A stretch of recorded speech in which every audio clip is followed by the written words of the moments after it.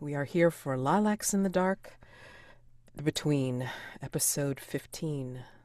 So, the hunters had finished a bit of a day phase. New threat was introduced, and they answered the question about where the play, that mysterious shadowy play, is being held. Want to remind me where that was? I believe we wrote it down somewhere. Threats. Let's see. I believe we said, I believe we determined that it was going to be at Little Blackbirds. Yes. Okay. All right. So, and just to clarify the plans on recording, like for what you guys plan on doing for the nighttime. As much as I hate to say it, I'm like my memories of the previous session were foggy. Well, you have a choice between the King in Shadows or the St. Cecilia's Gargoyle to investigate. Right. Um, I think Lady Ross Carter and I were going to take in a play, and you had decided on some other course of action. But you are, of course, welcome to join us. yes. I do seem to recall. I do seem to recall that was the plan. I'm trying to remember what my plan was, because it's for those watching at home, it has been a month since our last session, and I didn't get a chance to watch the recording. Trying to remember what my status was from my last quickening. I guess it wouldn't matter because I'd go to. Yeah, I have no roll for the quickening too. That's weird. Yeah. Did I roll for that? I don't. That's the one think problem you with witch did. dice is it doesn't when you quit and go back, it doesn't record your it doesn't keep your roll history. If I recall, I don't know if we did a full dust because it No. was kind of late. I think we just Yeah. answered the question. Yeah, you guys answered the question, and then I was going to ask about what you were planning on doing for nighttime, and then we were going to resolve any playbook moves. So I think that Why don't we resolve the playbook move first? Because Yeah. that may color what I intend to do. Yeah, let's go for it. Yeah. So I need to roll the quickening. Composure or sensitivity, please. Composure sensitivity. I did not get an opportunity to use Quills of the Harlot's Curse, so that is not in play right now. So this is just going to be a straight up. It's just going to be a straight up roll. I think that I'm going to hold the conditions against you because, yeah, the King in Shadows is messing everybody up, and since it has to do a bit with madness, it may still affect you. Ooh, great, great, great. Disadvantage unless you have something that you want to apply against it in your personal quarters. I don't see anything in my personal quarters that is going to I don't see anything in my personal quarters that could really help me here. I've been kind of burning through those. I guess I just have to roll sensitivity with disadvantage and hope for the best. Let's see what happens. Whole good googly moogly. Wait a minute. Wait. Hold on. Lowest I got a two, 13 with disadvantage. Wait, hold on a second. How the hell did that happen? I Eight rolled plus five, what? I rolled five. I rolled five. I rolled five. I rolled 6, 6, 5 on the 3 dice. So the two lowest dice are a 6 and a 5, which is an 11. Plus 2 is a 13. Amazing. Holy shit. Okay. All right. Well then. Okay, which dice? Jesus. Okay. All right, hold on. I mean, if I was rolling if I was rolling an OSR character, I'd have a 17 strength. All right, great. So basically what this means is on a 12 plus, it's like you're freaking like coursing through your veins with a lot of energy. Yeah. So I'll just read it. On a 12 plus, your heightened sense of hearing and smell will help you uncover an additional clue that no other hunter would be able to detect during the dawn. During the dawn phase, tell the keeper what the clue is. It cannot conclusively answer a question. Okay. Also on a 10, so that is an addition to on a 10 plus, your body is stronger and faster, and you manage to keep the quickening in check. You roll with advantage when taking actions that use vitality until the next dawn phase. Well, I guess that's going to. I guess I'm really not in a. I'm not in a good frame of mind to sit still and watch a play. So I think I am going to head to the cathedral and prowl around and see what I can find. Sounds good to See me. if All any of right. those statues are wandering around, and if there are, I want to pounce on it.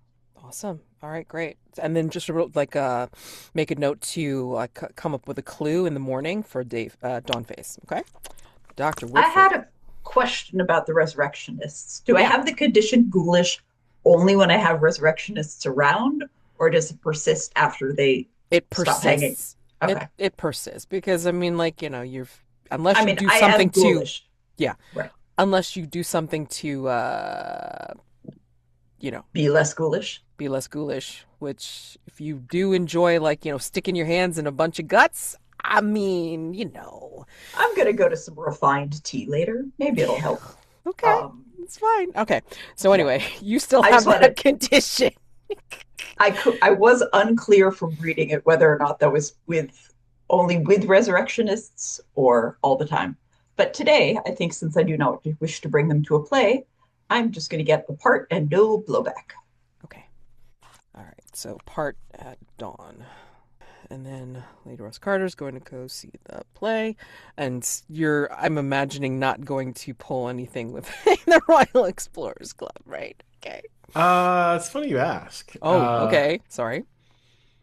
I was kind of tempted to invite Miriam along with me tonight, considering she's a poet, Oh, that's true. and Okay. perhaps she would enjoy this. Okay. She'll be my date. Oh, Sorry, nice. Doctor. Well, I'm happy to third wheel. this is so funny. Okay. Um, all right. Before we get started in earnest for the night phase, let me just go over the unseen. Let's see. Unseen. What did I pick? I picked the prison Hulk at Woolwich. All right. Let me blow this up because my eyes are bad. Yay. Okay. So, moored near the industrial town of Woolwich are a number of hollowed out old warships that serve as a temporary prison for convicts set to be transferred to Australia and other penal colonies. One of these prison hulks is the HMS Bellerophon, and now called the HMS Captivity. A young cook is walking above and below deck, passing out the evening's portion of hard biscuits and pea soup. Paint the scene for the first prompt is everyone.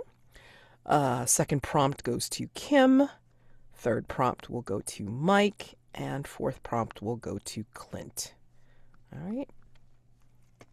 So everybody has their, stations for going for night phase, and we shall commence. All right. Let me just double check myself for the reference sheet because. So reading the first unseen prompt and then going ahead to continue on with night phase. All right, so first unseen prompt, which is, again, the paint the scene. How do we know that the captivity is a nightmare of filth and desperation? Oh boy. I think before we even get to the ship, we see it, 100 yards out, and it's kind of floating out in the middle of nowhere, and the water right at the base of it's green and mossy and oozy, and it's almost glowing in the moonlight, but glowing green somehow. I think that there's a noise that comes off of it, and it's almost ululates. Like there's screaming, there's crying, there's like the weird creaking because the ship is almost almost sinking itself. So there's an eerie noise that contains many bits. The camera's looking down, and it's anchored. It's anchored in the Thames, not too far from a pier.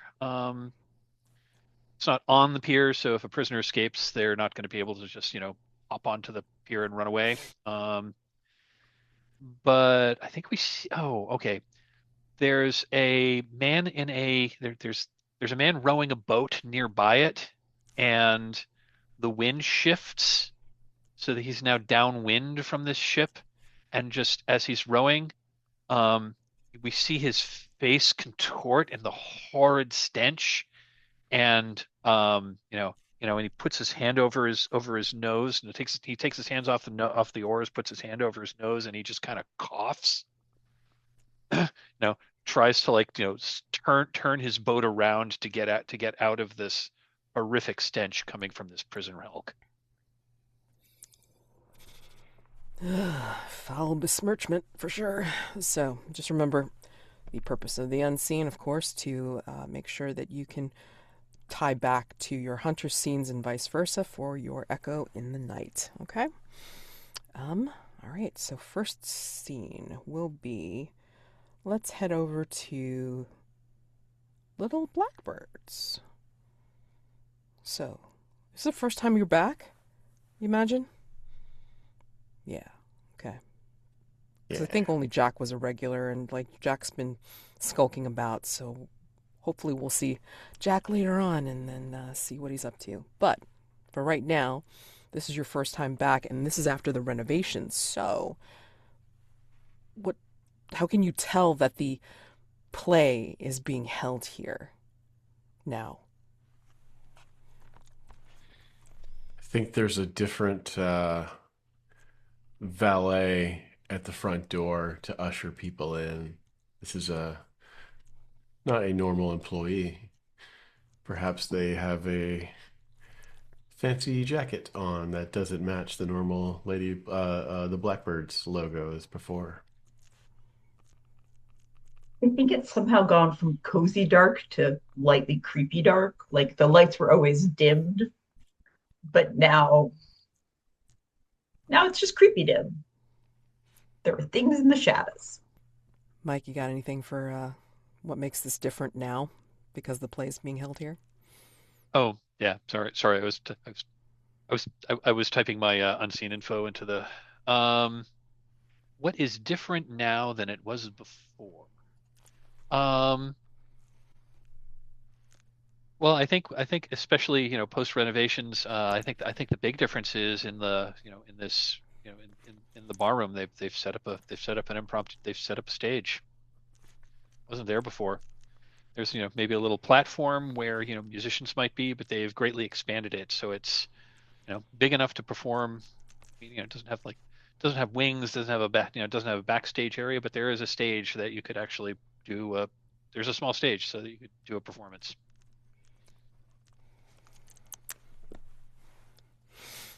And I think when you enter in, the bar room looks even larger somehow. Even with the dark, it's almost like the corners have disappeared within the shadows. And there are people here. Those that look as if they're rabid fans of the play and have seen it more than once. And those that are just as new as you are. That have entered in and are just curious to see what this is all about. So, I don't think you see any of the usual people here, like some of the escorts and Mother Mallory that you've met from before. For some reason, they're not here right now. They're not apparent. So... and I think Miriam is taking this all in. I think when she heard that this was the King in Shadows play, she's kind of twittering at you, Lady Ross Carter, and saying, I am so pleased and honored that you decided to bring me here. Thank you so much. This is atmospheric. Well, I knew you would love it, but Miriam, Yes. we are on the job at the same time. I hope you enjoy the show, but I expect you to pay attention and be able to answer questions fully come the curtain call. Oh, absolutely. I plan on taking lots of notes. And she whips out her little notebook and a pen and gets it ready to write. I appreciate your studiousness. And I have a question. And if this time, I will compose a poem in honor of this occasion. Excellent. Question? I remember that there's now a little plaque about who is the benefactress. Does Clint and or Miriam see it? Oh my gosh, that's a good face. I mean, Miriam probably like is just like, getting ready to seat herself and just pay attention like Lady Ross Carter has stated. But yeah, I mean, like, what do you think when you see that plaque of who the benefactor is from Bloody Little Blackbirds? Are you asking me Mm-hmm. or Yes. uh so my name's on it, yes? I did you contribute? Because I mean, like, Pemberton Potts put in like a lot of a lot of change for this place. I guess this is Clint being unsure. I don't remember. Is that something that we codified? Because I remember a plaque, but I don't remember if everyone's names were on it or I mean, she what do you remember, specifically Kim? rolled up when you guys finished that she was going to, help them out. And Mother Mallory is her friend. She's, Yeah. so Yeah, I mean, I guess if Miriam notices it and comments on it, I'm gonna have to say something. But if I see it first, I'm not gonna draw attention to it. okay. Yeah, I think Miriam was paying attention to the stage, just Yeah, like as you told her to. that's just one of those Easter eggs that's hiding there in the background for the Exactly. yeah. Nice. All right, great. Yeah, so you get ready to see the play. And again, I it think seemed maybe I look around and I don't see the doctor sitting next to me yet. Where did you run off to? Oh, I assumed I was supposed to ditch, so I'm like 3 rows back. Okay. I thought you were on a date. oh, The No. doctor is awkwardly hung back, but if you summon her, she will move forward. Yeah, I think I do this thing where I'm talking to Miriam and I'm like, wait, where where's the doctor? And I turn around and I see you sitting there and I wave and I'm like, come up here, silly goose. You don't snap me up. Nope, nope. I say, come on. Very polite. I, of course, will join you. so as you join, lights dim. And again, this seems much larger than before. When they talking expansion, they're really talking expansion. It's almost as if it's changed into a liminal space in this nighttime of shadows, right? And the first act opens up somewhat normal, and it depicts the day to day life of a female protagonist, identified as the journeywoman.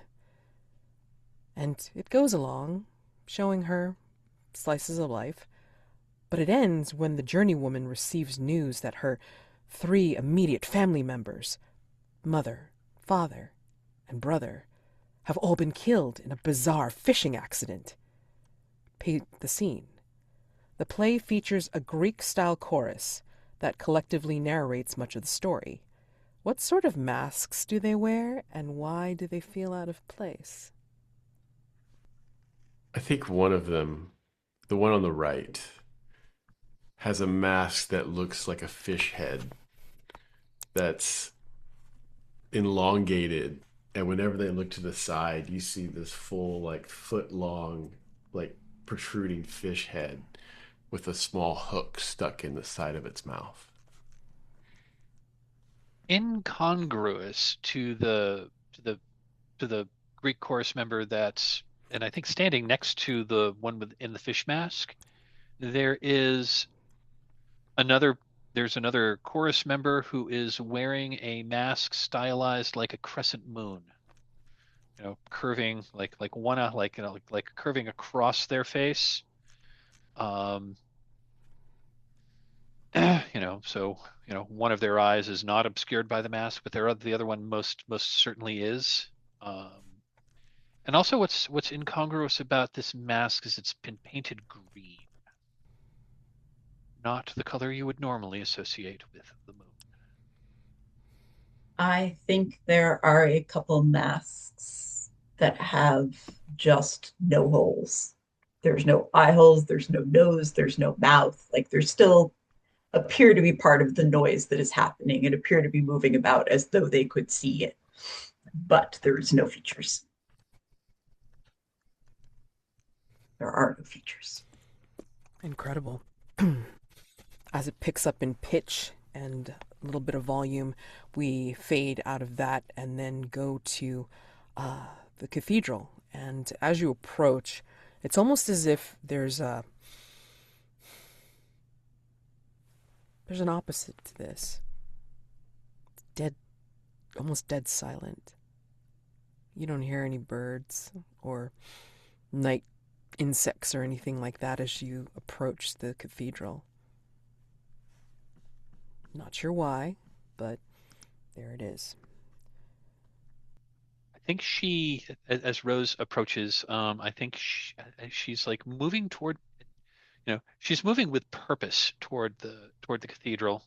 But at some point she stops and like with her arms out in an almost a defensive pose with her fingers outstretched and curled slightly. And she looks around as if she closes her eyes and she like moves her head back and forth as if she's listening. And that's when she realizes that it is eerily silent. And at that, she moves to the side, and I'm almost imagining that with this cathedral, there's like a path that goes up to it, and maybe there's like a hedge on either side. Well, there's Death Alley, which Okay. is a wide alley that wraps around the cathedral, and it's been repurposed as a graveyard. Old storied headstones, large rusted gates. All right. So there's a paint the scene here for this. As you walk through Death Alley, how do you know your sins are being judged? Oh, I got one. Okay. So as she's walking through this churchyard, I think she opens the gate, closes it behind her, takes a step around because she's intending to like walk around the perimeter to see what's going on here. Mm-hmm. So she's walking through this churchyard and this silence. That's when she looks up and notices I imagine there's probably like a cast iron fencing around it. Mm-hmm. Perched on the fencing is a murder of crows, and they are all watching her intently as one. And as they're watching her, all of them simultaneously cock their head to the left. I think as that happens and they cock their head to the left. And unlike crows, they are completely silent. Oh, yeah. No, absolutely. They don't say anything. You don't hear them move, even. But do you look to where they're looking? I will. All right. Because that is something that you would do. If creatures are looking at something, you're going to look in that direction too. Yeah. So you're looking where they're looking, and it's dark, and you catch the look of stone. Like maybe there's a, I don't know, statue there, but for some reason you see something glittering in the dark. And that glittery something is moving. Night move, please. What do you think will happen if you fail or lose your nerve? Fail or lose my nerve on this? I'm thinking that whatever's in there is going to like leap out and pounce on me. Yeah. Pretty much. I think the way it's going to be much worse is that they're not only going to pounce on you, but because it's, as you say, a dragon, they're going to take you up and pretty much like do that worrying thing that like dogs and like dogs a cat will does do. with a mouse, like grabs you by the neck and Yeah, oh yeah, I know that. absolutely. Oh yeah, I know that move. Yeah, that's that, and then they'll tear you apart. For sure. Okay. So, Yeah, but vitality. So, Yeah, like I think yeah, so once she realizes that thing is moving, she and is moving toward her, she's going to like dive she's going to like dive away and roll. And once she's done rolling, her like you know what? Both of like gun in each hand. nice. Uh, and you, again, because of your quickening, it's like you get advantage, I believe. I was going to is it do I have advantage? Was it advantage or yeah? I just wanted to double check. You advantage with vitality. So Oh. yeah. Okay. Watch me roll. I rolled a Just 13 with disadvantage. Let's see what happens with I roll with advantage. don't dare it. Just do it. Okay, rolling with advantage with my vitality, which is +2. That is a 12. Damn. Damn. Okay. That is a 12. Okay. Narrative Five, four, control. five. 5, 4, 5 on the dice with advantage. That's 5 and 5 is 10 +2 is a 12. All right. So tell me what happens as this thing, like, I'll tell you what what happens. Like, you see the glitter, like start to move out of the shadows. And it is as you had described, where you see this stony looking snout come out, and you hear that stone against stone sound, a little bit grindy, a little bit like rough. And then you see like a forepaw with claws at the end of it come out of the shadows as it starts to, what is it, stalk you. There you go. And it looks like it's getting ready to pounce. And then it leaps for you. Again, like cat-like. She crouches. She dives to her right, away from away from it.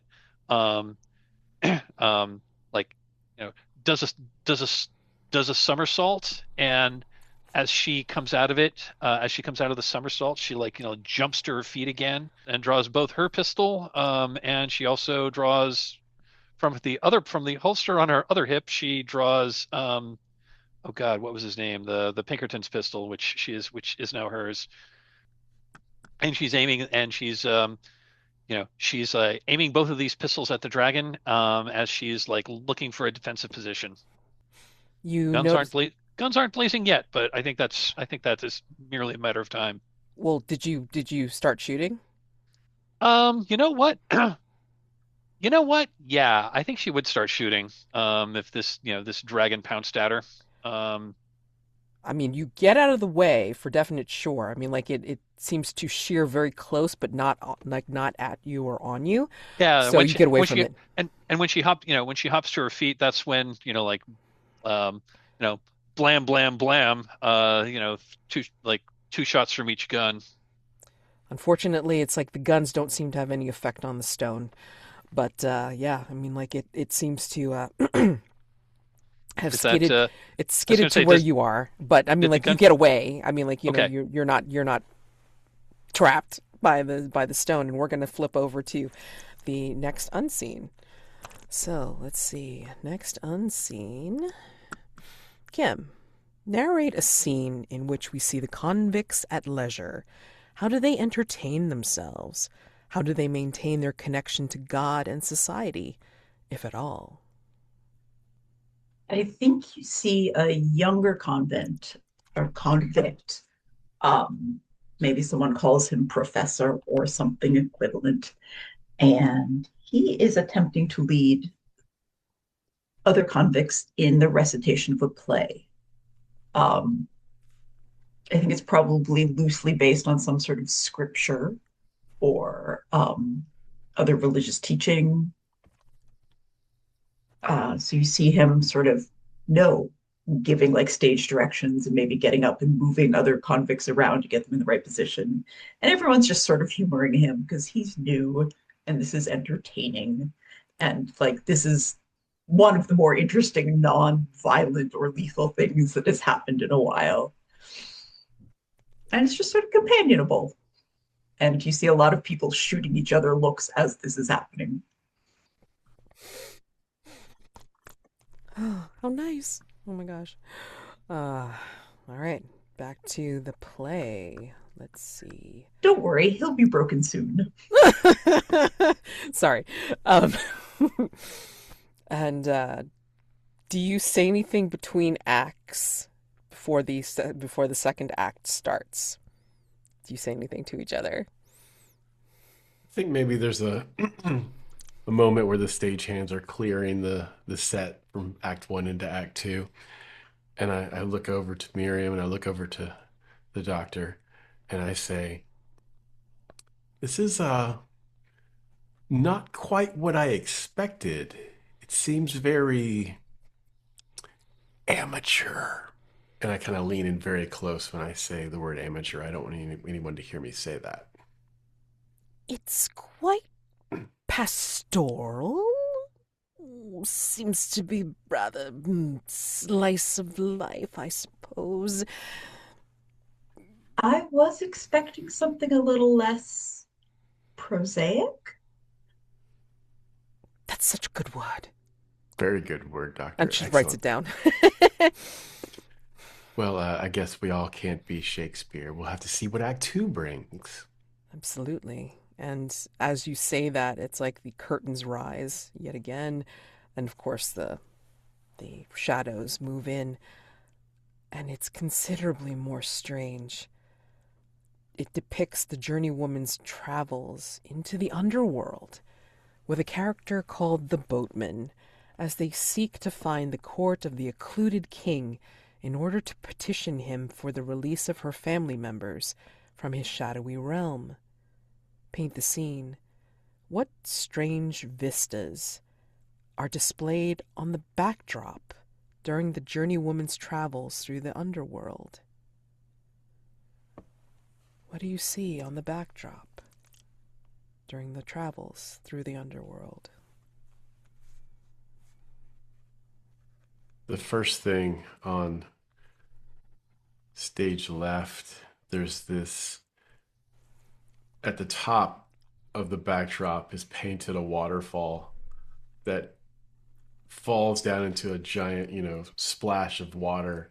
And directly below that, the water that's down there gets darker and darker. And we see like the most hideous of fish. Nothing that would be caught by normal people that live near the the land or near the top of the sea. It's the things that live deep down that have big fangs and large jaws. I think one of the other backdrops is showing scene, scenes of bad ends from mythological creatures that are in the underworld. There is, there's like there's a man lashed to a rock with there's a man lashed to a rock with eagles pulling out his liver. There is in the background there's a mountain and there's a man rolling a stone up a hill. There is like there's a table with a plate with just there's a table with a plate with a pomegranate and a few pomegranate seeds. I think at first you think it's just a like sort of dull white or light gray background, but I don't know if as you look at it longer or if it's actually changing, but it's ice. It's a glacier. I think from the glacier one, as the scenes get stranger and you hear the chorus like start to get more, not necessarily louder in volume, but like the pace of their chant starts to get frenetic. And it's almost like the words just start to like flow in and out of each other, like the water that's underneath the boat that the boatman is driving. And curtain will end when they get near the court of the occluded king. What is your discussion, either during or after the Act Two? Is there an intermission? I look and I say to Miriam, Doctor, do you know if there's an intermission?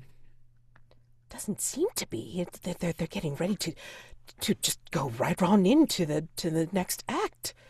I feel like I need a moment to catch my breath. That was such a dark turn of events.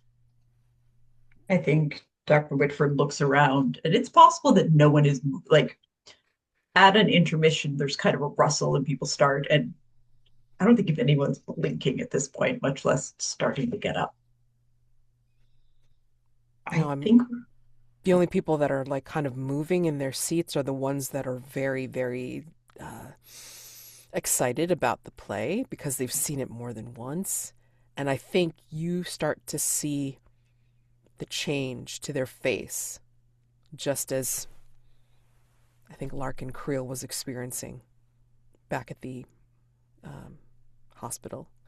So, yeah, you see that change for sure.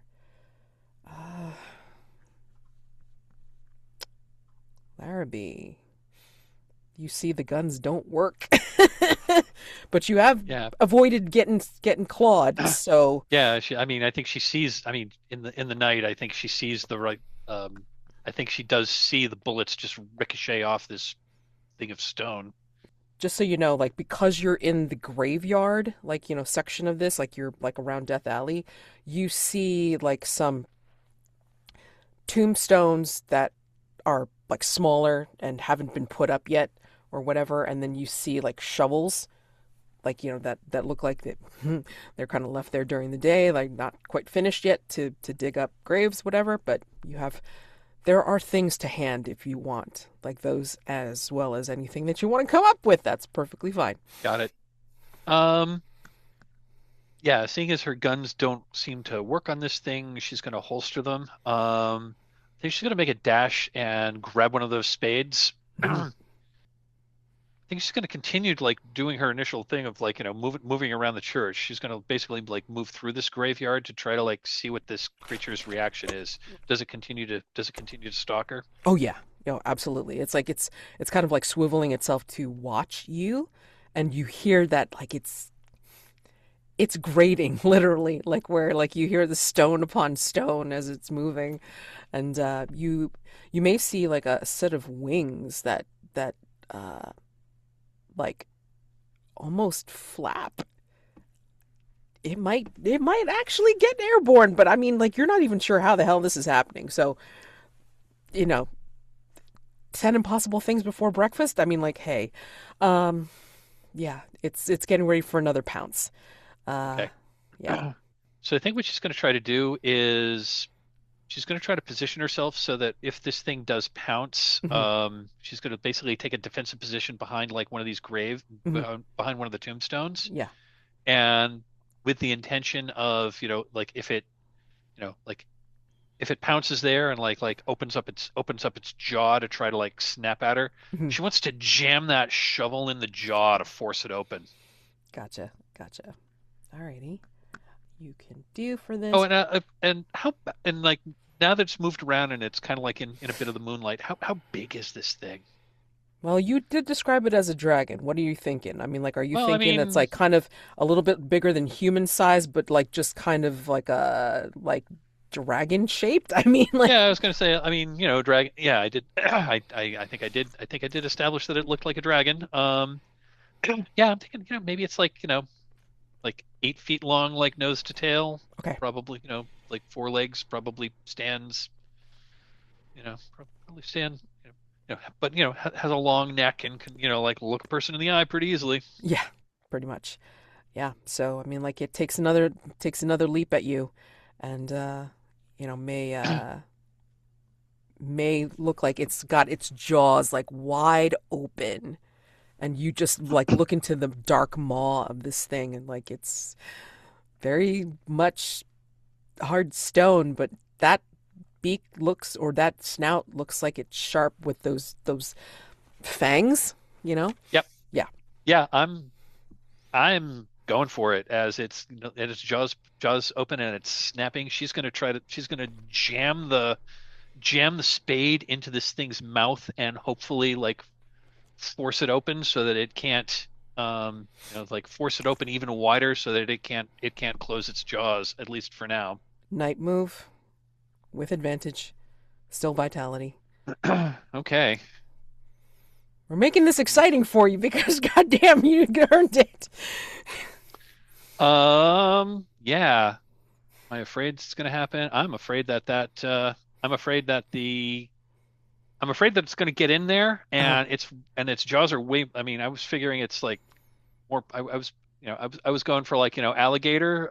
It's probably like stronger than that, and it just snaps the Sure. handle of the it snaps the handle of that spade, and I've only succeeded in making it angrier. Right.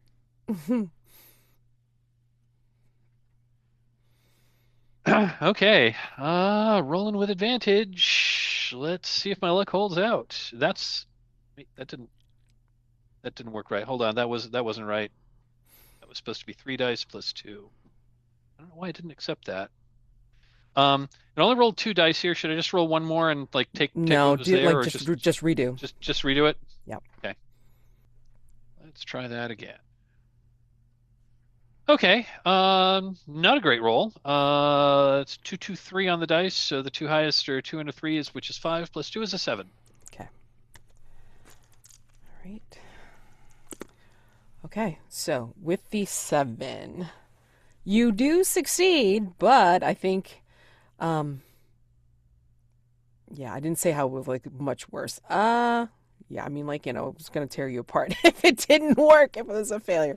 But at any rate, I think what you're worried about happening will happen to a sort. I think you jam it in there, and it will snap shut, and the handle will break off, but it gets stuck. Like the trowel part of it, the spade part of it gets stuck in its maw, and it's kind of shaking its head, like doesn't know what the hell to do.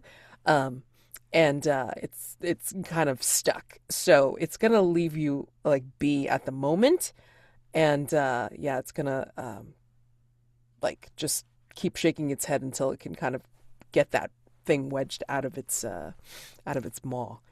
Um, but yeah, I think also too, once you get that snapped off though, I think would you say like a hand injury is fair? Yeah, I think so. Yeah. What do you think? I'm gonna go Something. with Go ahead. yeah, I'm just gonna go with like uh ga gash on a right hand. Sure. Sounds good. So right hand gash. Yeah. All right. So next, unseen. Mike, narrate a scene in which we see a convict being punished by a ship's officer. What did the convict do? How is the punishment being carried out? Let me just hop over to our safety tab for a moment. So it's mealtime, and I think the guards are like putting sliding trays of just just barely edible slop through the slots under the doors, and as the guard is about to like looking through the bars on the door, the guard holds the food up, smiles wickedly, and just hacks several gobs of spit into the food, puts it on the floor, steps in it, grinds it in under his boot, and then kicks it under the slide of the door and says, "Enjoy your slop. Enjoy your slop, scum. Serves you right for talking back to me." I think before they bring the curtain up yet again, I think for some reason there is a spotlight on you, Lady Ross Carter, in the audience. And you can't tell from where the light is coming from. Everything else is in dark shadow, and you hear murmurs in the audience around you. Is she the one? Will she be part of the play? Is she to be given to our king? Are you talking to me? Who is that? Fall silent. Do I see Doctor or Miriam sitting next to me? Yeah, I mean, but I don't know if they've heard what was Okay. said around you. I think I stand up Mm-hmm. and maybe the spotlight follows me as I stand up. Mm-hmm. And I say, excuse me, say that again. You're quite quiet. And I think as you stand up and say that, then the spotlight winks out and the curtain starts to rise for Act 3. And I just realize that I'm just standing up in the middle of the row, and I sit down and I say, I'm sorry. I thought I might have to run to the restroom, but it looks like the play's about to start. I guess I'll have to hold it. Did I see the spotlight, or did I see the spotlight? You saw the spotlight. You and Miriam saw the spotlight, and maybe you couldn't react fast enough, but you did not hear the words that were being whispered around her. Now this is where it's utterly bizarre. Difficult to follow. The chorus is in a cacophony, and all of these things are happening on stage. And you don't even know how they're happening on stage because this stage shouldn't have been this big. Large portions of the audience start walking in the middle of it. Insufferable. The bulk of this act starts to involve the introduction, amidst all the weirdness with the chorus, the introduction of 3 courtiers of the occluded king: the Duchess, the Prince, and the Knave. Paint the scene. In what disturbing or bizarre ways are the 3 courtiers introduced? Would you like me to assign a courtier to each of you, or would you like to just guess? Would you like to randomize? Yeah, Sure. go ahead and assign. Okay. So, the Duchess shall go to Lady Ross Carter. The Prince shall go to Larrabee, and the Knave shall go to the Doctor. So, in what disturbing or bizarre ways are the 3 courtiers introduced? I think the Duchess, she comes in first. And she comes in riding on the back of a gigantic paper mache tortoise.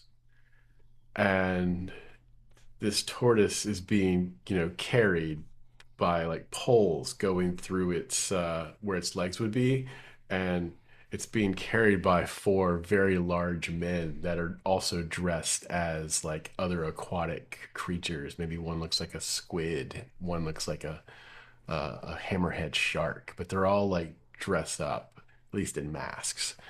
And she comes being brought in this makeshift litter as if she were underwater royalty.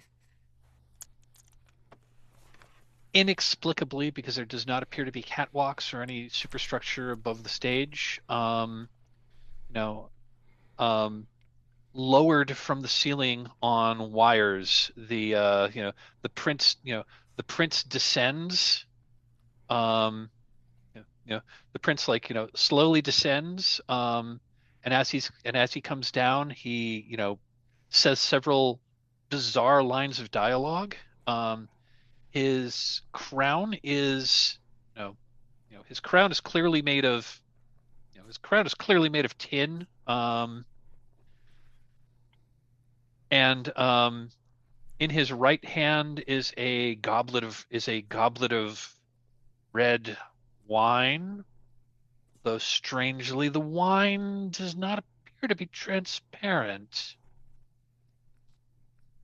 Is that wine?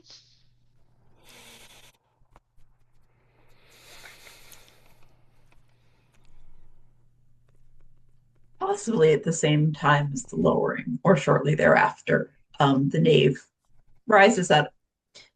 It somehow looks like the floor has become a pool of ink, and the Knave rises slowly up out of it. initially like just sheeted in black, and then as you watch, it all sort of drains away.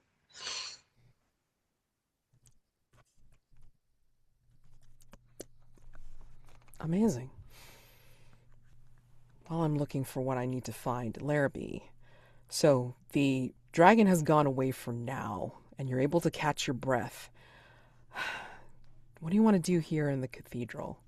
Or, you know, around Death Alley or Yeah, in the so I cathedral? think once the dragon's distracted, she's going to complete the circuit, but she's moving very quickly. Um, she's moving very quickly and with almost preternatural grace, like moving quickly. She then runs around to the front of the cathedral, um, lets herself in. I assume this is a cathedral and the doors are pretty much usually open. Like they're unlocked, so you can They're go in. unlocked. Yeah, they're Yeah, not. yeah, Well, yeah. she goes in, she closes them behind her, and even though they are not normally, generally there is a bar you can place down to lock the door, and she locks the door. Okay. At that, hopefully, she's looking up. She's figuring that this dragon may very well be able to scale it and come in through the windows. So she is you know, like looking around, making like trying to make like looking around, trying to determine if there are any like ways this dragon could like enter through one of the windows. And in the meantime, um she's like going back up toward the altar and is going to be like looking around up there more to see if there's any, you know, he's going to be looking around just to see if there's anything, any signs or sigils or like anything weird that might be up there that might indicate something, because this something supernatural has happened here, and she's trying to figure out what. Uh, Um, Information move if you want. yeah, I think I'll go with the information move. And again, I think she's trying to. I mean, yeah, she's looking at stuff, but she's specifically looking for like weird arcane stuff, like weird mystical stuff. And I'm trying to make a pitch to roll with sensitivity. That's fine. Okay, so this will be a total, and my sensitivity is 2, so I am gonna roll that. This is not vitality, Oh hell, so that wait a does minute. not apply. Sorry. Holy crap! No, I I meant rolled a to. 12. I I rolled a meant. 12 on. I rolled a 12 on the information move. I'm sorry. I meant to. Oh shit. Sorry. Oh, what? I meant to give you some brain disadvantage because of your Oh, conditions. okay. So How about I roll one? How about I roll 1d6 and apply that toward the? Because I rolled 2 5s. yeah. I'll roll what? How about I roll 1d6 plus 0, and I rolled a 6. So even with disadvantage, that 12 still stands. Yeah. Okay. All right. My luck is my luck is gonna run out sometime. Oh my god. All right. So, yeah. All right. Damn it. Okay. I know what this means. It's fine. It's all right. Okay. Hold on. So, St. Cecilia's Gargoyle. So, where specifically are you looking in the cathedral? Just want to make sure I know. I'm going up. I am going up to. I already did check the altar. It's a cathedral. There's probably like a couple of smaller chapels in like apses on. Mhm. So I think she's going to like head over to a chap. I think she's going to head over to one of the side chapels Okay. because, thinking that, perhaps if someone was going to perform a ritual, they wouldn't have done it like right in the main one. They probably would have done it, a little out of the way. Right. So she's going to check one of the side chapels and is going to basically be looking around there, looking for signs, sigils, runes. I know she'd seen a rune. She'd seen a rune earlier and is looking to see if there's any in another location, looking to see if there's anything here. I don't know. hmm The rune was for a different mystery, but you never know. All right. Well, I got one for you right off the bat. So, when you go into this side chapel, you're using your sensitivity and what it leads you to, even though you don't see it right away, you sense it in your mind's eye and such, it leads you to the stained glass window that's opposite you. And when you go to it, you will see the stained glass is covered in viscera. So there was something done here, and it was not pretty. No. And I owe you a mastermind clue. And I owe the people at the play a mastermind clue for reasons. So damn, I gotta figure this out. But I owe you guys a break. So 10 minutes. When you come back, I will give you both both groups of mastermind clue before we enter into the fourth unseen. Okay, so see you in 10. So before we hit the fourth unseen, I want to kind of like wrap up each of the two scenes with this. I think as things come to a head and this bizarre tableau comes to life in all its confusion on the stage, I think one of the things that ends up happening as well is that two of the chorus members will almost come down in a processional, and they're carrying what look like twigs between them, and something is hanging off of the twigs. And they come not within reaching distance of you, Lady Ross Carter, but they will stand in front of you, and you will see hanging off of the branches, now that it's closer to you, you see that it's a Knight Commander of the Royal Victorian Order. It's a medal locked, just hanging from its decaying ribbon. And on the ribbon seems to be a faded version of Sir Thomas's crest, family crest. I reach out to grab it. And they will turn and they will leave. And they disappear into the darkness as the curtain falls, and you still hear the piping of the chorus and like the cacophony, like, you know, still going on behind the shadows. But yeah, I mean, it's almost as if, you know, like how we have like fade to black on movies, but then the sound still keeps going on, you know? It's kind of like that. And the lights don't go on, and it's almost as if you see or you feel the rest of the audience start to file out, as if they know that this is the end, but not quite. And that is the clue. Knight Commander of the Royal Victorian Order medal hanging from its decaying ribbon. And the other, when we get back to Larrabee, I think as you're staring at this stained glass window with viscera on it, oh man, you think you see, like, dropped by it, a glint of something.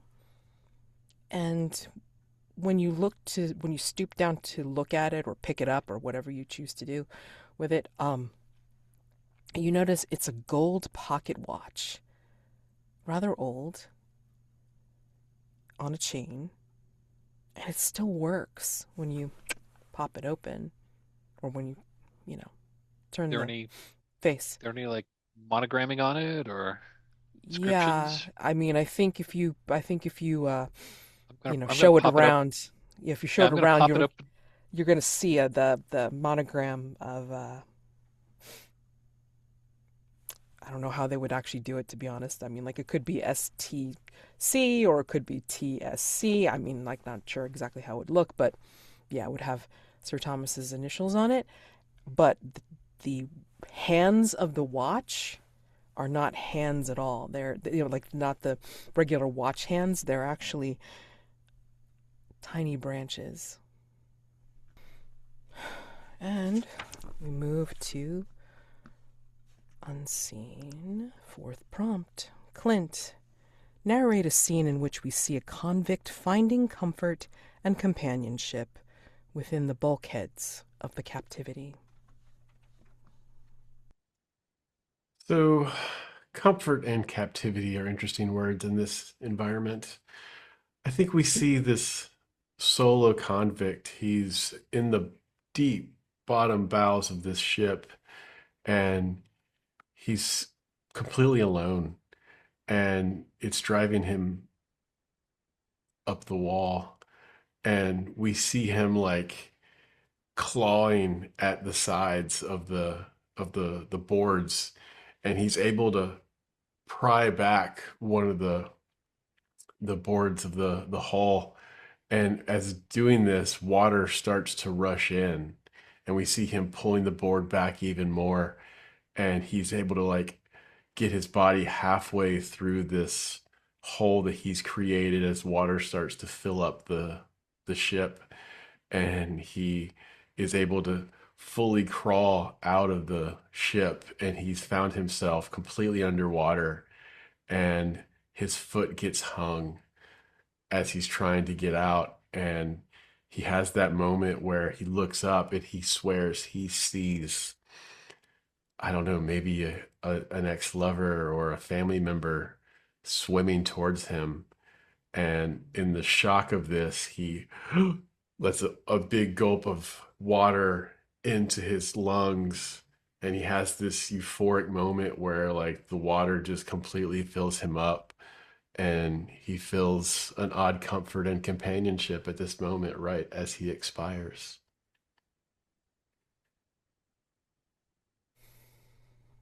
But he's free. Ah, oh, damn. So the play concludes with like I said, the curtain goes down, the shadows are still there, like there's no lights to this.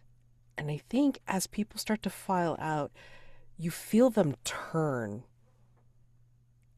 and you see them stare at the same place. And out from the darkness, you see a bone white face, barely any features at all, if at all, topped by what looks like a bone crown. And you hear several people going to their knees in the darkness, and you hear the whispers of, "My occluded king, my occluded king," as an overly tall figure comes out. The mask, the featureless face, bone crown comes followed by tattered black robes, and the bone white crown starts to look like it has red tips to it. And the chorus members start to do the shrieking, discordant dirge now from behind the curtain. And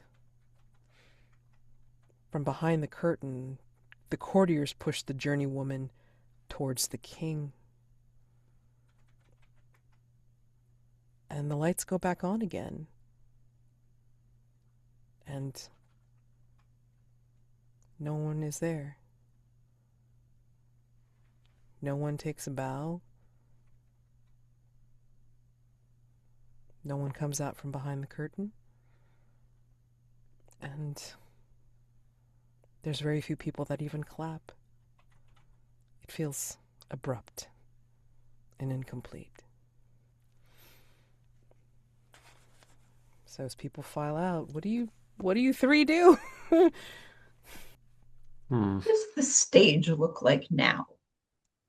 Stage looks about as small as it was, where, when the lights were on, like all the lights were on and you just entered. I mean, it looked like a very simple stage with just this hanging curtain on it. Not the large, amphitheater type of place that it looked like in the shadows. And it looked like a grand stage. So, yeah, looks... Are the rest of the audience? Are they standing in their seats, or Oh, like a lot of people have are filed they out. filing out? Yeah. I I look at the doctor and I say, this feels possibly inappropriate, but I want to go take a quick gander at this stage. I think Dr. Whitford sort of nods her head, and that does not surprise me. And I'm not sure that we've probably strayed past the bounds of, of propriety just being here. So I'm not sure improper matters. I look at Miriam and I say, Miriam, Yes. This is so odd. would you like to look for these theatrical smokes and mirrors with me?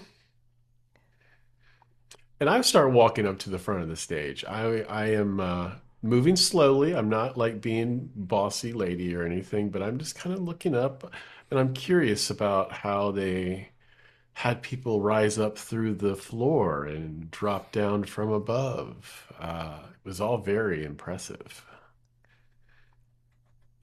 Behind the scenes, a little bit of a tour. Perhaps we can see exactly how they did it. But we must be quiet. We must. And, I'm merely like, looking for the actors. yes. Yes. To tell them what a wonderful job they did, even though it didn't seem quite like it. Yes. And she kind of like takes a peek behind you both just to make sure that there's nobody following or nobody like paying attention. And yeah. I think I actually even get all the way up and I don't see anyone, so I uh, walk over to the side to the little couple of steps that allows the people to get up on the step on the stage, and I just let myself up on stage. Yeah. Just trying to be a little nosy. Yeah. I mean, you can totally do an info move here, like, like as you're looking around and possibly peeking your Yes, please. nosy nose through the curtain. I'm Yeah. okay with this. I feel like composure because I'm trying to Oh, sure. Yeah, you're trying to stay stealth cool. this. Yeah. Sure. Oh, do you have anything besides most beloved? Let me see. Hold I on. do. Thank you for asking. I have discombobulated. Yeah, I think. Especially after watching this play, I think that definitely still stands. Oh, God, yes. So disadvantage unless you have something to ground you out. No, I want to see this. Okay, so plus Disadvantage. 2. I want to take the Lowest. lower 3D. Okay, let's see if I did that right. Oh, no. Oh, but wait. Oh, but wait. Oh, but wait. But wait. Hold, please. Ah, I've done lowest 2. It's still not good. It's not a 3, but it is a 5. I, as the keeper, can call for an intermission. The curtain falls. It's already folded. And our cast stand backstage amidst the elaborate set of the previous scene. The other performers in the wings change costumes, reapply makeup, practice lines, or cry solemnly. How does each performer enjoy their break as they step off stage? You are essentially narrating as if you are the actors playing your characters. Wait, sorry, I was looking at the math. Will you say that again? This is an intermission. Okay. Because you rolled a miss, this is a special rule. So, you are essentially playing the actors who are playing the hunters. Tell me how you spend your... how does each performer enjoy their break as they step off stage? Well, Helen Mirren, who's been playing Lady Ross Carter this entire time, she doesn't break character easily, and she turns around real quick and pulls out her cell phone and immediately starts dialing. And, she goes, she's calling her agent, and she goes, yes, uh, I believe we've been shooting the same scene for at least 18 hours. I'm curious if this is in my contract. I think you say the actress Ava Green, who is playing Dr. Whitford, go, do I have time? And you see like a stagehand sigh and go, yes. And she just takes out this incredibly tight hairdo and shakes her head and sort of does the like, my braids are too tight, and then sighs and goes back to the chair to get it all rebraided and probably repowdered. I imagine she is wearing a great deal of grayness in her hair. And incongruously, anachronistically, who's to say? Raquel Welch, circa 1965, like plops down, takes off that hat she's been wearing, like tosses it down, like runs her hands through her hair, and says, "I hate that hat." Um, um, you know, she snaps her fingers for she snaps her fingers for um she snaps her fingers for one of the one of the stage hands to bring her bring her an ice cold martini. Um, doesn't even have to order, doesn't even have to say. She just just there Here and you, like here you sits go, Miss down like, Welch. Here you go. Here's thank you. shaking, shaking. You know, like, I'm not fucking James Bond. She takes it, takes a sip of her martini. We've really gone over time on this scene. And the director's But the coming over and apologize. Look, people. Look. This is your break, just relax. I mean, like, we're just like getting the line set up, okay? I mean, like, the just delays, right? Gotta get like camera 2 like fixed, okay? Just calm down. the Calm down. sacrifices we make for art. You know how this works. Hurry up and wait. Just hold on. And then, he strides over and, talks to the actor who's playing Jack. How would you like to spend your break, sir? When you live forever, these kinds of things are meaningless. And you don't have to call me sir. Jack is fine. Just call me Jack, right? You're you're on a break. You know that, right? I mean, there's like this. When you live forever like this, it's just, you know, what is a break? What does that even mean? I don't know. Get like a sandwich or something. okay, all right. Rye or sub roll. I don't know. I've had it all so many times. It's just, you know what? Try and surprise me. Okay, all right. Ra- Hey, Raquel Welch turns and says, you can break. We're off camera, right? You can break a character." and one of the interns is running for the sandwich and trying to make a really unique sandwich. And then She takes another sip of our martini and says, "Method actors." exactly. So what this means is, we return to the regular scene, and we will allow Lady Ross Carter to narrate the outcome as if you had rolled a 7 to 9. So. Well, it was an information move, so I was looking for things. Yes. So maybe perhaps I've made my way to one of the wings, and there's a like a music stand sitting there where the stage manager would have their script. Yeah. Okay. Cool. All right. let me see what you guys, if you have anything so far. Sorry. King in Shadows. Okay.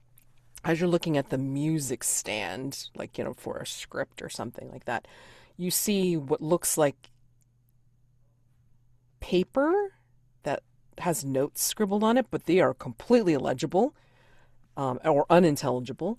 And then you notice, like, from like the slit in a curtain that you can, just kind of see through, you see a bunch of mirrors, but the mirrors reflect only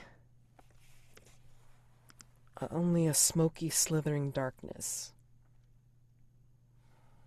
My favorite kind of darkness. So yeah, that's what you see from your little peek. Yep. So. And I get really close to it and I say, how bizarre. Miriam, doctor. Yes.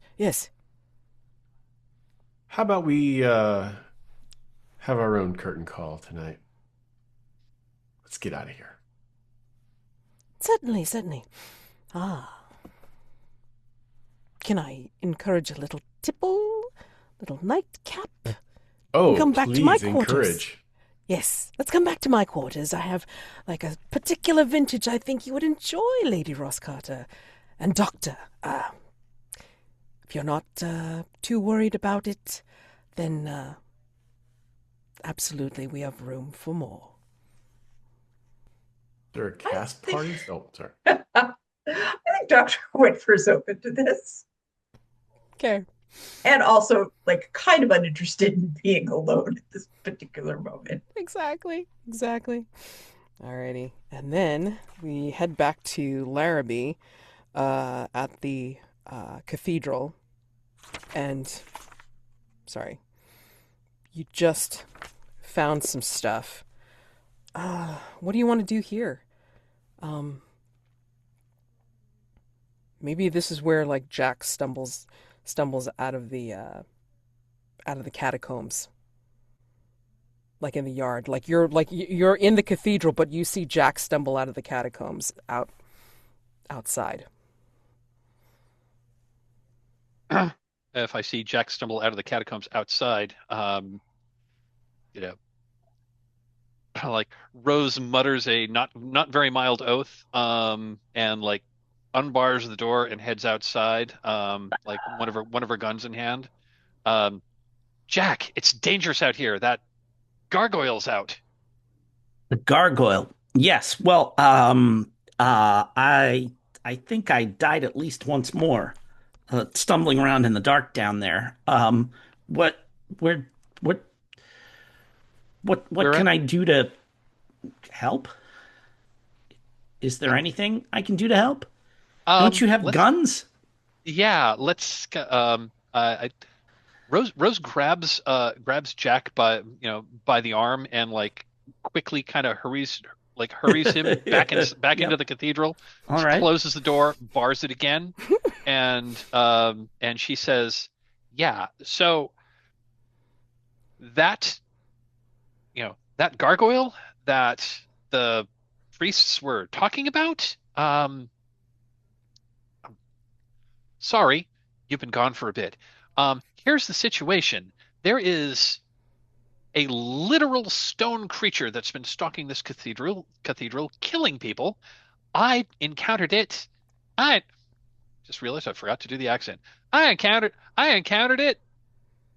I crossed paths with it not 15 minutes ago in the churchyard, and tarnations. I shot tarnations. I emptied both barrels of both of my guns into it, and the bullets just flew right off of it. It is literally a thing made of stone, but it's acting like an animal, and it damn near bit my arm off. Oh, I'm I don't have your shall we say blessing, curse, whatever we want to call you. I think if it bites something off of me, I ain't coming back. uh, yes, I understand that. What? I'm happy if you guys want to either do an info move or if you want to do a vulnerable scene, since And Larrabee's like really I am up there. full up of conditions. Yeah. A vulnerable scene in the middle of the night in the night phase might be great for me, honestly. Mm-hmm. You can Yeah, do. so what's your your vice is liquor, isn't it? My vice is liquor, and I pretty much always have some. And so now that we're Oh, no, no, inside, no, no, no, no, no, no, no. no, no. This is where Jack says, "Okay, you need something to take the edge off." And he turns, like walks up to up to the altar, goes around behind, roots around, comes up with a couple of bottles of wine, and walks over, hands one to you, does the like clink the bottle thing, you know. Bottoms up. You know, well, thankfully this hasn't been consecrated yet. Okay. It actually does make a difference. It doesn't taste any better, trust me. Oh no, no, it doesn't. Yeah, this is like the worst stuff in the world to try to get drunk off Well, it's what we've got. of. What's the last thing you remember? Not much. Stumbling around in the catacombs. And not seeing the pit that was in front of me. Right, right. Yeah, yeah, It's a little bit of a blur before that. got it, got it. Yeah, like I said, I had a close call with a dragon made of stone. Came out of the shadows. Did you never, when you were in America, encounter anything bizarre there? Bizarre things in America. Oh, there are plenty bizarre things in America out west. Let me tell you. Um, yeah, there was one night we were drinking, and one of the other members of the show was actually a Navajo, and um, you know, shared with us a little something that like you know, took us into like sort of like a I don't know, kind of a ceremony. I don't know. Anyway, we ate a little something called a peyote. Um, makes you see stuff that might not actually be there. Um, kind of opens the perception, and yeah, I found myself alone in the desert, and let's just say I had a very long conversation. I had a very long conversation with a coyote. Hmm. Give you any advice on how we might kill a gargoyle? That didn't come from there. Do we even Um, need to kill it, or can we just wait it out? I think it's more a What matter does it of want? that's a very good question. I haven't figured that out yet, but got a good idea that it's not got a good idea. It's been that a spirit's been bound to it. Um, seen a bunch of signs. We need to talk it out, but I think it's more mine. I think it's more along the lines of I think in order to kill it, I think we have to banish the spirit that's in it. I don't know. That's my guess from other weird stuff I've seen out west. Um, And Jack starts thinking about like is that sufficient for our intimate scene, do we Yeah, think? Asking about, yeah, okay. yeah, that's fine. So Um, if you want to Mike, go ahead and clear your condition. I don't have any yeah, oh, got it. you I do. was detached. Yeah. I'm gonna clear that condition. Mm-hmm. I'm gonna clear Wary of Shadows. Okay. Involved like engaged with everybody again. Yeah. Um and for our clue, I feel like something about the fact, Mike, I don't know how you feel about this, but something about the fact that the gargoyle isn't like like crashing through the windows to get at us or like hammering relentlessly on the door or something like that, that it's somehow either like can't get in the church or won't get in the church. I like that. Just we are safe from the gargoyle inside the church feels like just like a, or Ooh, because I couldn't get into the church when you bar the door. yeah. hmm Oh, it has to be. Maybe it has to be. Does saying it has to be invited in, or I don't or know. just yeah, I mean, it had been established that it can't force its way in. it had previously been established that it had killed someone in the church before, but it didn't come Okay. in now. So, Okay, so it can't force its way in. ooh, I like that. Yeah. Okay. I like that. Go ahead and put that in as your clue from the vulnerable. And I think we can call this night phase wrapped up. All right, so let's go into dawn. Dawn.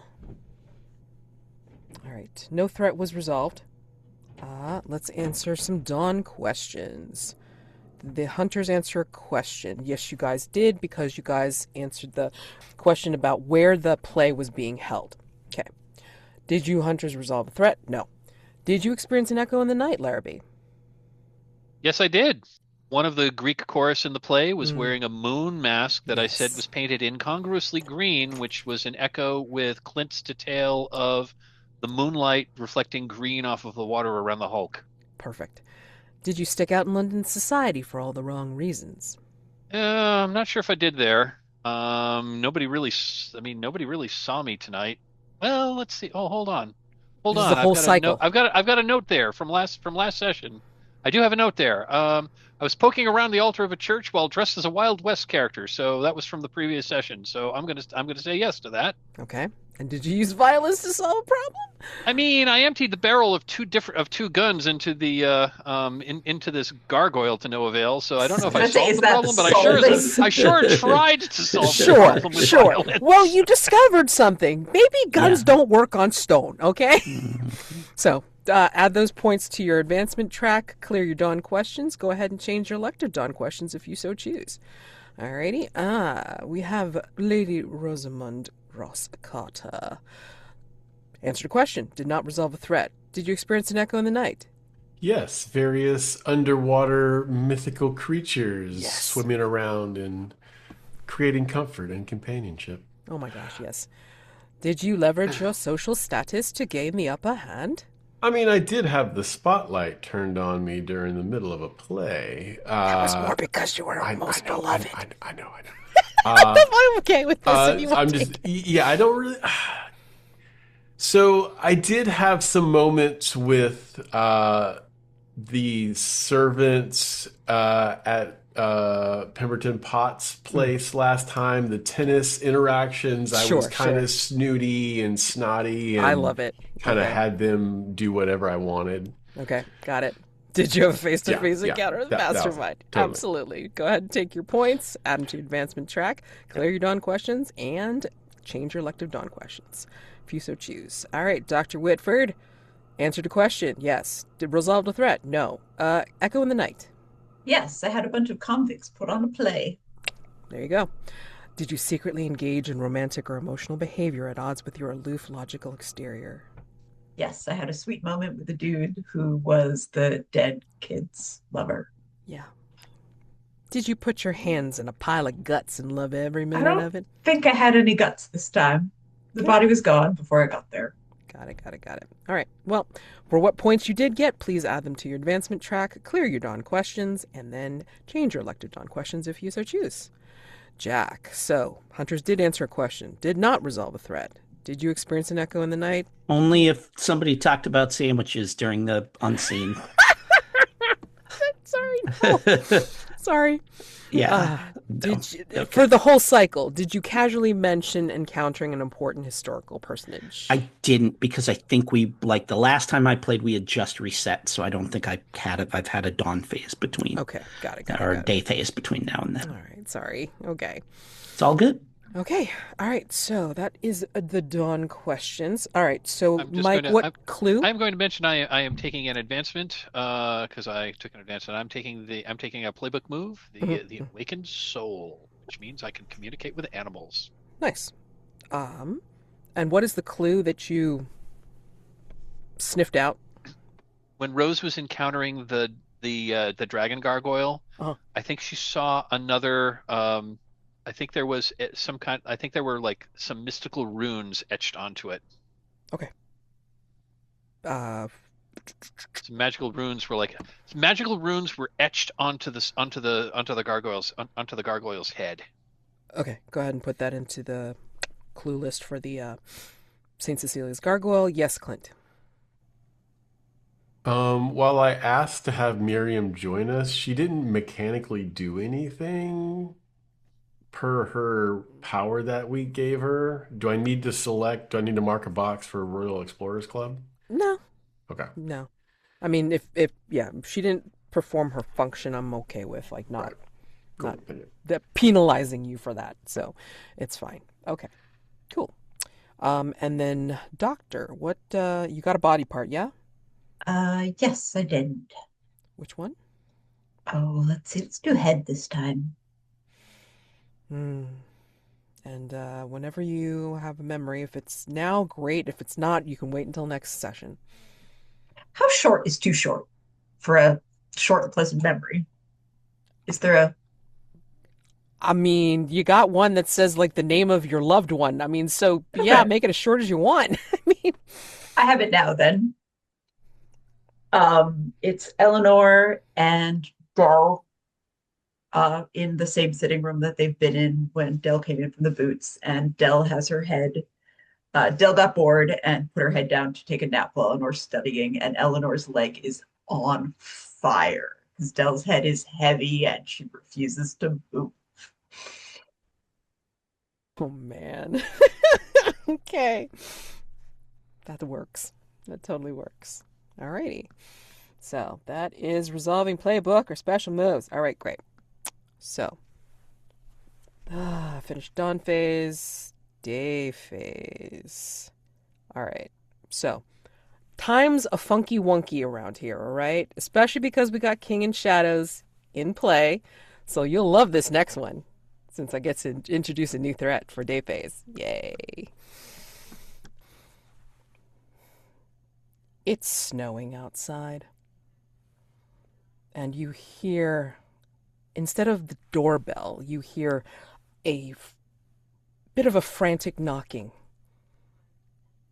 Intermittent with like a little bit of silence and then like frantic knocking yet again. Who answers the door this morning at I mean, that's Jack's gig usually. Okay. You know, whatever. Like if there's someone at the door just with a gun that shoots whoever opens it, which I'm sure has happened on at least one occasion. That's why Jack answers the door. Got it. Okay. Well, in this case, no. You do not see somebody with a gun. You actually see a young Irish woman on your doorstep who is shivering with cold, but also with fear and worry. Hello, is this Hargrave House? It is. Please come inside and warm yourself up. And Thank I just, kind of like step aside and. Thank you. I be Bridget Ryan. Are you with anyone or are you alone? No, I am alone right now. All right. And then, pull the door closed behind her once we're in. I'm sorry. And she gets herself together like after a few seconds, and then she starts to tell. And I just kind of like make a little signal to Mrs. McGarity to like get her some tea, right? And yeah, she's already on it. Like tea trolley's already out there, and like giving her tea, and she like has shaking hands with like drinking it, and as she drinks it, she tells you her story. Last night, a merry group of 7 mummers came to the apartment on Dudley Street, where I share it with my daughter Mary and a couple of other boarders. And as befits the holiday tradition, performers were disguised in masks and ill-fitting clothing, and they were led by a mummer in a great Beelzebub costume. They squeezed into our sitting room, and they were amusing. They were playing the fife and spoons, and the children were so delighted. And then Beelzebub spoke in a raspy voice, and banging a monkey stick off the floorboards, and he wanted us to guess who it was. Guess who I am under this disguise. I'll give 3 chances for you to devise. Guess if correctly, and I'll grant you a boon. If all guesses are wrong, I'll play you a tune. Then we tried, and every wrong guess, they banged their stick and replied in verse. No, I am not Deirdre O'Leary. She's at the workhouse, sore and world-weary. No, I'm not Petey Fitzgerald. He's with his bow, getting thoroughly barreled. No, I'm not Killian McNally. He's into his cups and passed out in the alley. And then he pulled out a fiddle. The mummers performed a carol. It was so jolly. We kept dancing and dancing, and we couldn't breathe, and we were sick, and we collapsed. And when we woke, my Mary was gone. Please, can you help me, please? What relation to you is your Mary? Might be my child.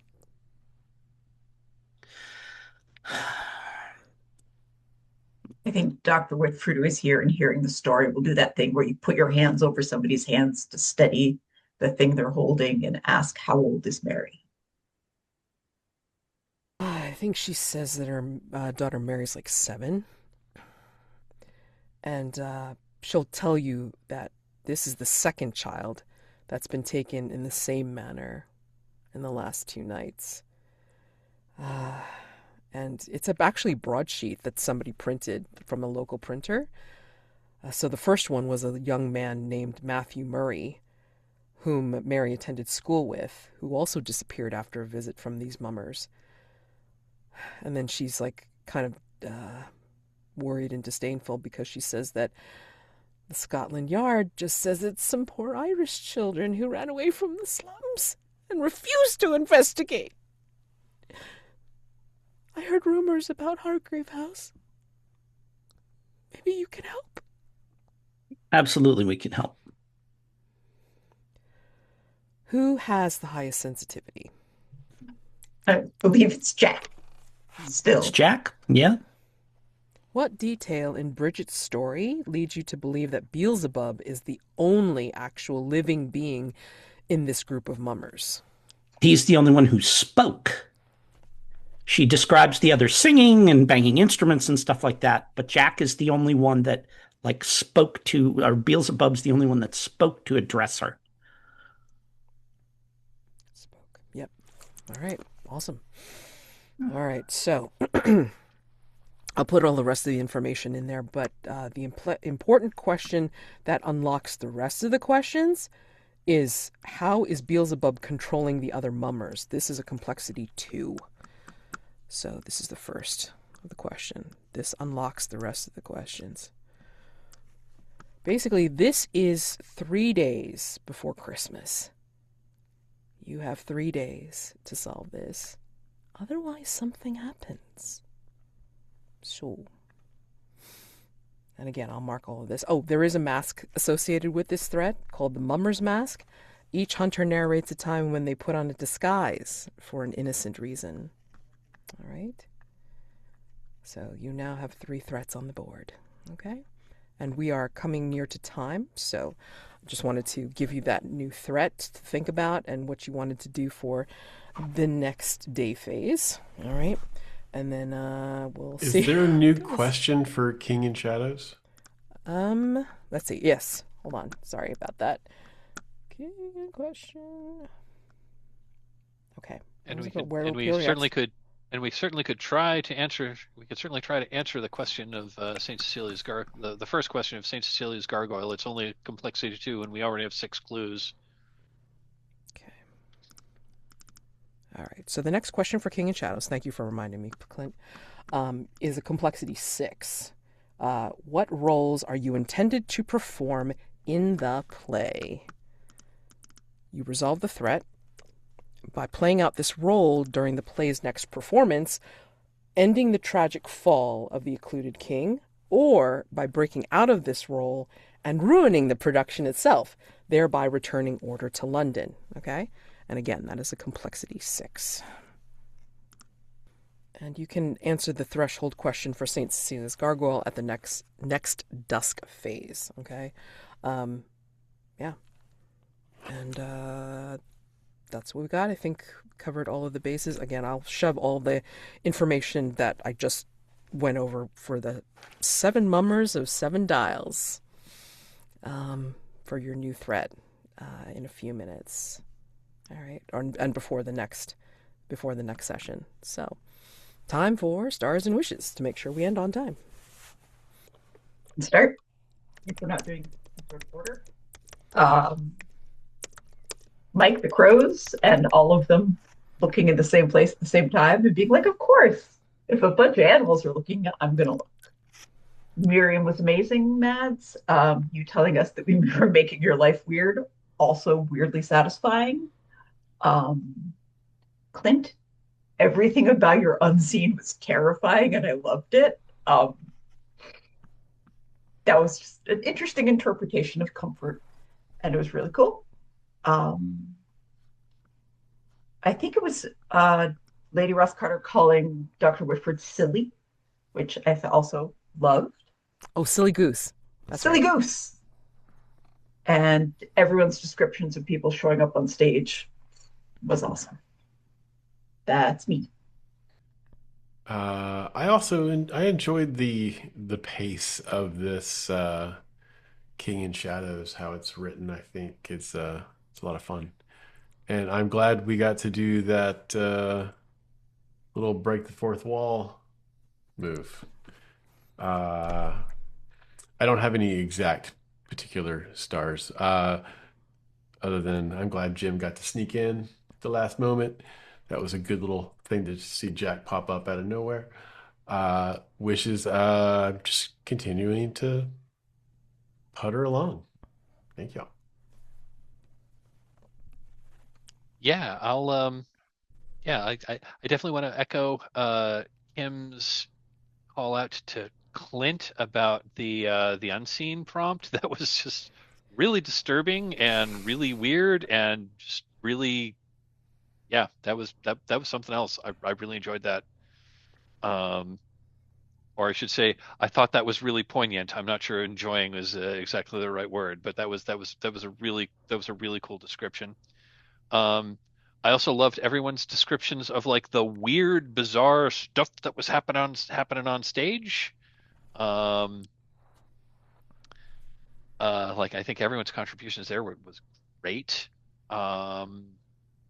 And yeah, just the whole like the way the King in Shadow like threat was playing out and like the weirdness of that whole like the author of this mystery the author of this threat did a really good job of like making this really freaking weird and disturbing, and I just thought it was great.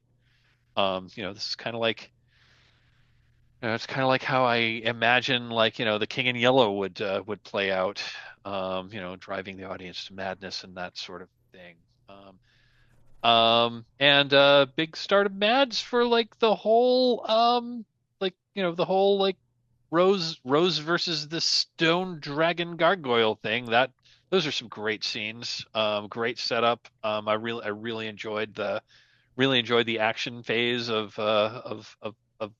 or the action part of that night phase. I just thought that was like super fun. Well, you deserved it. 13. Especially since she was there alone. Oh boy. As for wishes, I'm hoping we can progress through.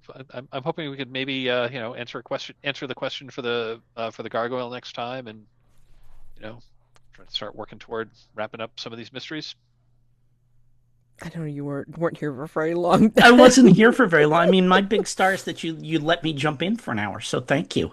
Oh, I no, really absolutely. appreciate it. That's I was hustling over from from the library to get on as soon as I could. So I know it's delightful to see everybody again, and that was And also it's fun because like Jack is a character who can be like, I was dead, what's going on? Exactly. And so, Oh yeah, and I forgot to put a star for you grabbing the communion wine from behind the altar. Oh That my made oh, okay, yes, God. yeah. star for that. We need a drink. Yeah, Oh so Lord. yeah. And like just and it was I and Mads, I appreciate that you have enough faith in me to just come up with stuff off the cuff that you're like, and what's the actor playing Jack doing? I was like, he's a method asshole. That's what he's doing. Yes, yes. So, I was but like, yeah, thanks for just being willing to just drop me in the deep end. I was So really I hoping you'd be appreciate it. Yes, plopping yeah. in the middle of the intermission. Yes, I was yeah, like, yes. yeah, yeah. But good to see everybody. Hopefully, I can, I don't know how if I'm going to be able to tweak my schedule again or not. But as many times as I can just jump in like this, I'm happy to do it.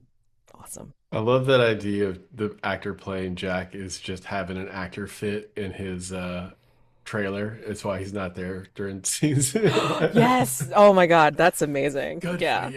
Yeah. And while the King in Shadows is in Well, effect, the actor playing Jack like is dead, right? He has like everybody has to pretend that he's actually dead. And then and at some point he'll resurrect, and that's when he can do the scenes. well, That's he's being an definitely immortal not you asshole. at the craft services table. Eating. Like this asshole's pulling like Jared Leto shit. So Yes, yes. That was the first thing I was thinking of when you were doing it. I'm like, oh no. oh my God, are you being played by Jared Leto? I hope not. Oh In God. the chat, I said it was Christian Bale, so like because he's British enough that that they would do that. Okay. All right. Well, at any rate, I mean, that was a great jumping in. So thank you very much for like just taking the ball and running with it. So that was excellent work, Jim. And yeah, I mean, like Dr. Whitford being a great sport for Lady Ross Carter, like being the third wheel in their the third wheel in their date. Oh my gosh. And then the Larrabee, like, I'm going to investigate. No, I'm going to be like chased around by a dragon. It'll be great.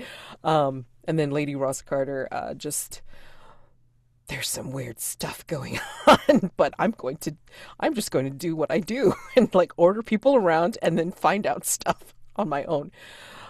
You're a meddling old biddy in your own right, like just as much as your frenemy is. So hey, what the hell? It's great. Yeah, those descriptions for any of the paint the scenes for the unseen or for the King in Shadows play were excellent. So yeah, keep them coming because those are the things that color this universe, and I love it. I love seeing it. So before we completely go, I want to give a little reveal. So a little stinger. I think, yeah, we fade into a little bit of history where several of Sir Thomas's retinue returns on the eve of when Rose and he were to be married. But not him. They return with a half-finished map in Sir Thomas's script with notes, and Victoria issues a posthumous knight commander.